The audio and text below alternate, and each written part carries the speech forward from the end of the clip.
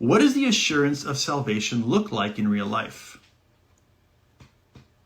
What does the assurance of salvation look like in real life? Okay, so this is, let's see, I'm trying to think. This is kind of a difficult question as well, I think, for me to understand exactly what you're getting at. But let me try to answer it how I think I understand you asking it. I think if we had, or I believe for those of us who are believers, I believe we do have assurance of salvation. But if we really understood it, I think this would affect our perspective as to how life events and circumstances impact us. So, for example, if very harmful or negative circumstances, befall us, then I think if we have an assurance of our salvation, and consequently, therefore, an eternal perspective, it will not rattle us as much as it would if we were somehow in doubt about our salvation and our eternal security. So, for example, you get you go bankrupt, or maybe you get a very grim diagnosis, cancer or something like that. I don't know. If you don't have assurance of your salvation, you might be thinking, man, this could be it. Like, my life on earth could be the end of my existence, or worse, I'll end up in hell. And so you'd be left without hope. But I think if you have an eternal perspective and that you're assured of your salvation, you're far more likely to see these major catastrophes in life as minor speed bumps, or as Paul says, momentary and light afflictions. And so therefore, it would allow us to be able to not let these life circumstances, affect us as greatly as if we didn't have assurance of salvation. Okay. So I think it's one way to answer it. The other way I was thinking about it is to look at a belief system that doesn't teach that you can have assurance of salvation.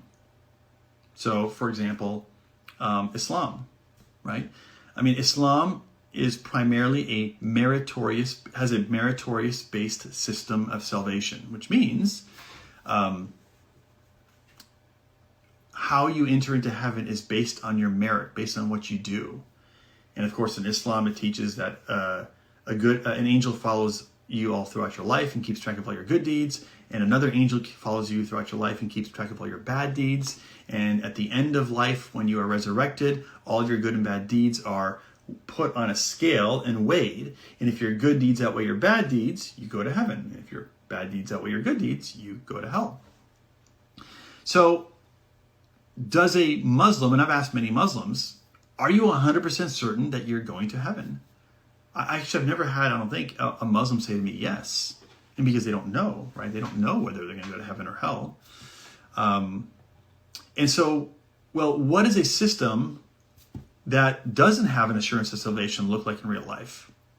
And once we can answer that, we can say, okay, well, that might be, take the opposite of it, and that might answer your question. So in Islam, Muslims are required to engage in many behaviors in order to earn credit, earn merit.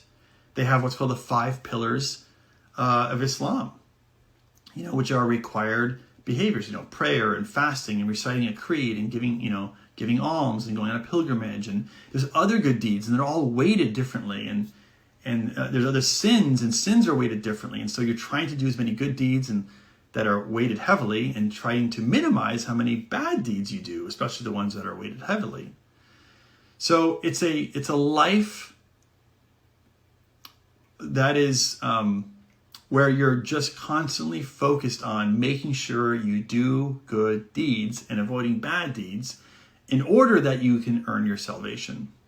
Now, I'm not saying in Christianity, even if you have eternal security, or even if you have a guarantee that you're saved, that you can just kind of like do nothing, or do horrible things and just be like, oh, whatever, I'm going to go to heaven. We are called to obey God, and if we truly love God, we would obey Him.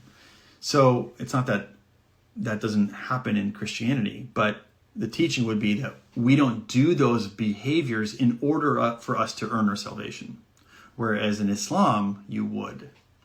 And so what does the assurance of salvation look like in real life? Well, it would be the opposite of what we see in Islam. That's my point I'm trying to make. One way to consider it. Okay.